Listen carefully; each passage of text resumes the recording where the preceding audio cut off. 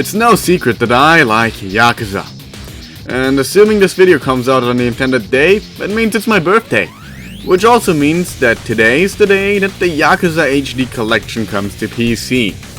Because of this especially not so special occasion, I decided to go back and replay one of the more lesser known games in the series, as it recently got a fan translation for its main story.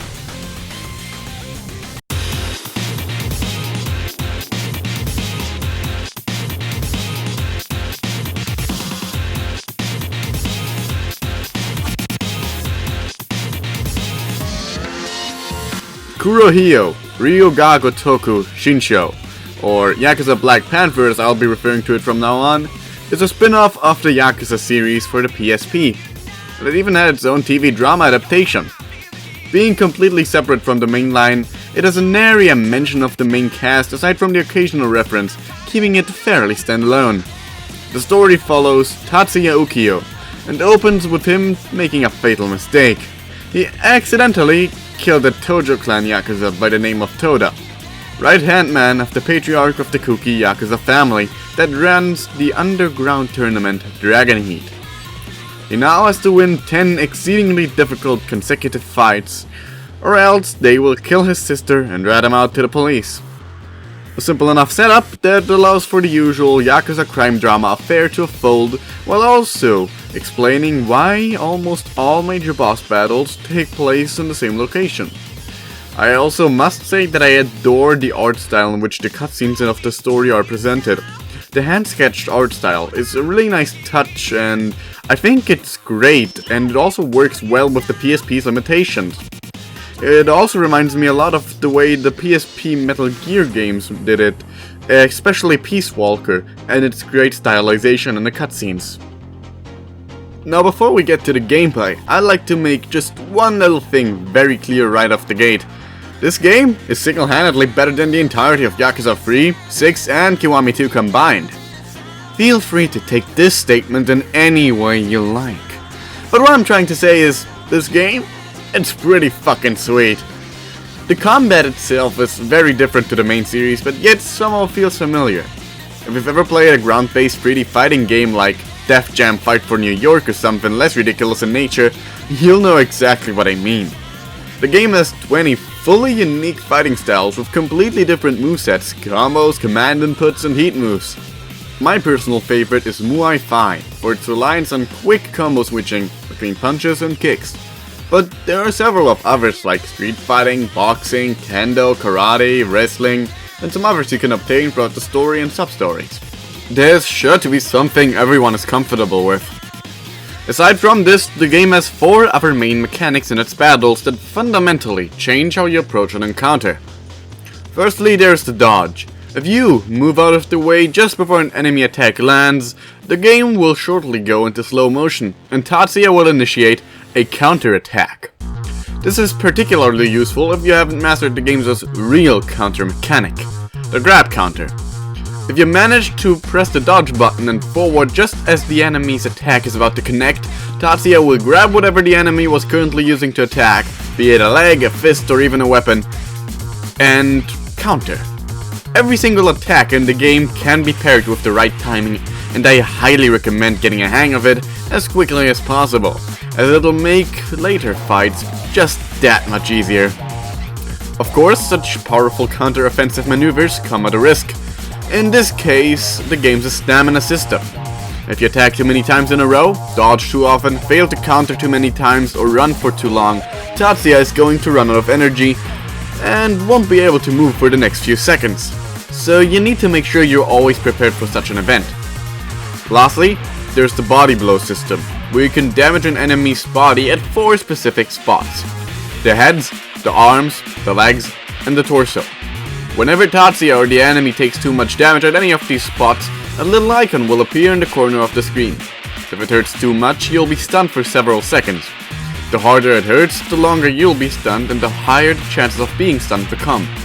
Unlike regular health and stamina, these cannot be healed by eating at restaurants, and you instead need to get bandages from pharmacies to patch yourself up. The combat of this game peaks when you're in one-on-one fights, but quickly starts to become frustrating once multiple enemies show up. On the top of that, heat moves can only be executed while you're grabbing an enemy, meaning unless you're using the second level heat, which uses the environment to attack, you'll be seeing the same two animations quite a bit.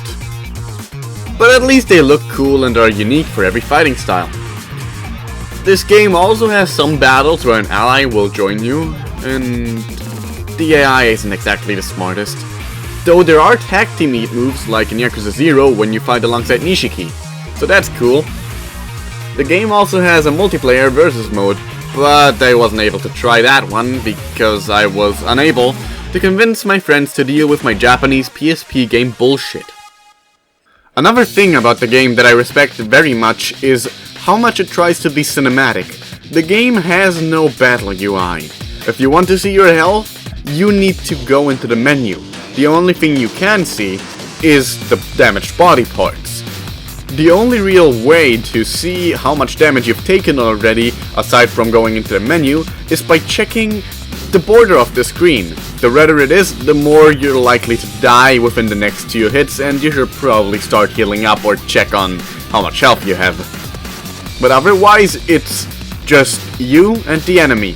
No health bars, no damage indicators, no heat bars. Everything you need to know is portrayed through the gameplay. After a battle, you'll sometimes be presented with the option to do one of 3 things. Beat an enemy down with your remaining heat for additional XP, tell them to leave for more money, or tell them to become your ally for use in multiplayer modes. Of course, no Yakuza game is complete without minigames, and well, this game's sure got a lot of them. Being a broke teenager, Tatsuya is able to take a myriad of part-time jobs like this ice cream one. But of course you can also goof off, and hey, this game even has karaoke! Though it's quite a bit different here than it is to the main line. I'll just show you what I mean.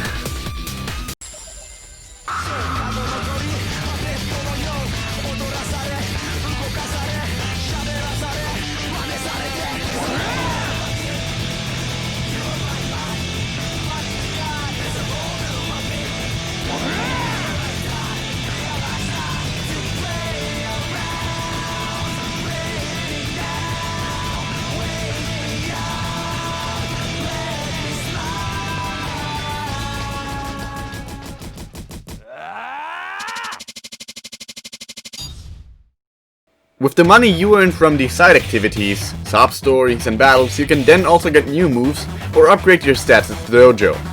Every chapter is structured the same. Follow the mystery, fight some goons, and then get into the ring to beat a boss at the Dragon Heat. All of them have their own personal little motivation for fighting and their own theme and moveset. They are by far the highlight of the game and a fantastic showcase of the game's combat. And I was looking forward to every single fight. Another staple for the Yakuza series is banging soundtrack. This game does not disappoint. Every song is excellent, but by far the best tracks are the ones composed by good old Skunk Funk, who some of you might know better as Hideki Family Guy Funky Moments Naganuma, composer of Jet Set Radio, whose funky fresh beats never disappoint. Overall, I'd say this game is pretty damn sweet. And it never overstays its welcome either. It's pretty short and you might as well give it a try. Especially now that the story fan translation is out. Or maybe you'd like to wait some longer until the full translation is out. Hell, perhaps I could even review the sequel someday, or even the TV drama. If you'd like to see that, then please let me know in the comments below. Cheers, and have a fantastic day.